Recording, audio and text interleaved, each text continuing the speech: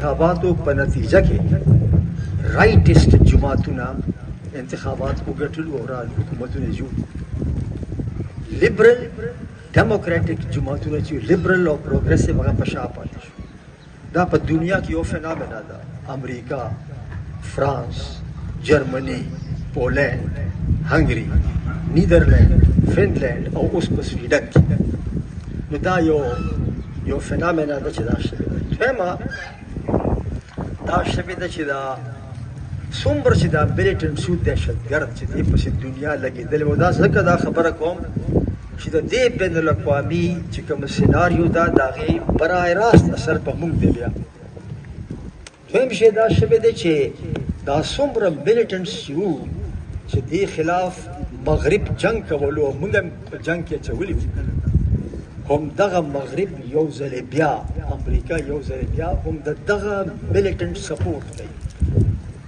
په افغانستان کې تاسو ګورئ ټي ټي اے تحریک طالبان افغانستان رانو 2020 کې هغه طالبانو سره خبرې اترې شروع کړي د افغان حکومت په شا باندې. هغه طالبان چې د کوم باره کې دوی دا وایي چې ګډ طالب از ډیډ طالب، هغوی سره خبرې اترې شروع کړي، حکومت یې هغوی ته ورکړو. او اوس تاسو به کتلي چې په دا ریاض کې صدر ټرمپ راغلو او د شام هغې صدر سره ملاقات وکړو الشرع چې اوسه پورې د هغه د سر قیمت دی ایښی $10 million او اوس هغه چې کوم دی هغه سره لاس میلاو کړو. نو دویم حقیقت د دنیا دا دی چې هغه ملیټنټس چې کوم سره جنګ و هغه ملیټنټس د مغرب او امریکا بیا هغې چې کوم دی اون کوي. افغانستان کې طالبان اون کو او په مشرق وسطی کې الشرع اون. او دریم حقیقت بین الاقوامي دا دی چې زمونږ په دا علاقه کې او ځکه دا خبره کوم چې دا ټولو اثر بیا په پښتونخوا باندې دی. دریم بین الاقوامي حکومت دا دی چې د ډېرو جنګونو خبره نه کوم، صرف د دې خطې کې چې کوم جنګ روان دی یو د امریکې یو چین، او چین زموږ نیبر دی نو د هغې اثر به هم په موږ راځي. او دویم امریکا او ایران، او ایران په تیرو 2-3 کالو کې ډېر کمزوری شو. حسن نصر الله مړ کو، هغه قاسم سلیمانی مړ کو، او هغه دغه والا د حزب الله والا، دا 3 پلرز چې د ایرانو دا ختم کو هغه. او اوس په شام کې چې د الشرع دغه شو هغه بشر لاړو نو دا ایران کمزوری شو. او چې ایران کمزوری شو او امریکا په هغې دباو اچوي او ایران زموږ نیبر دی نو دا دباو په موږ به هم راځي.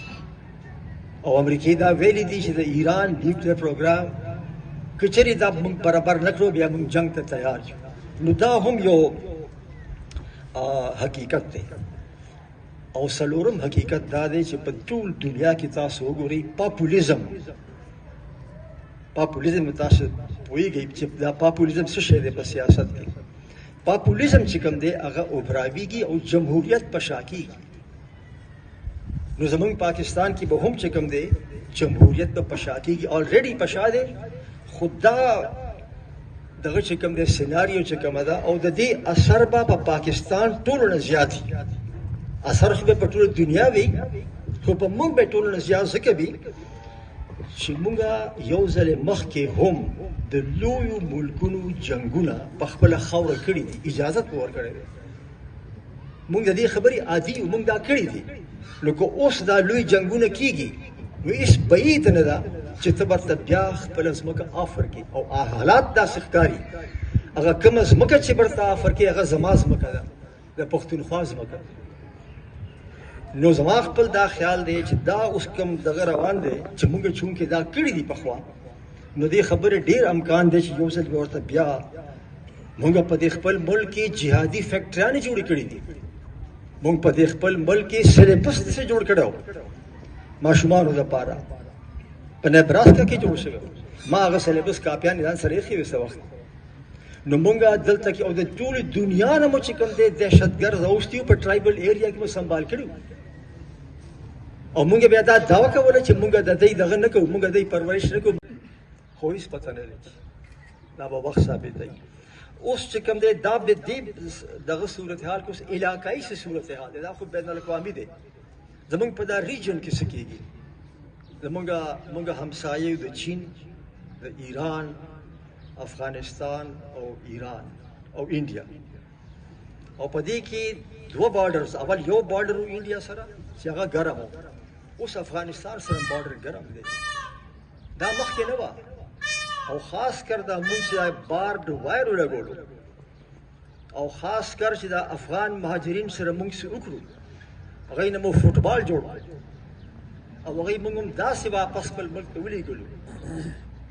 نو مونږ په دې خیال ولېږلو یا دې دعوه مو وکړه ده چې دا دهشتګردي په دوی کې، او هغه خلک چې کوم تاسو اوږي تږي افغانستان ته واپس ولېږلو، د هغوی ځوانان به چېرته ځي؟ هغه به یقینا دهشتګردۍ طرف ته به ځي او بیا به ستا ملک ته راځي. او همدغه وجه ده چې کله د افغان مهاجرین مونږ داسې وشړلو، پاکستان کې دهشتګردي زیاته شوه، کمه نه شوه. د سیکیورټي برابر مونږ دا خلک شړلي وو او زمونږ سیکیورټي انډرماین شو.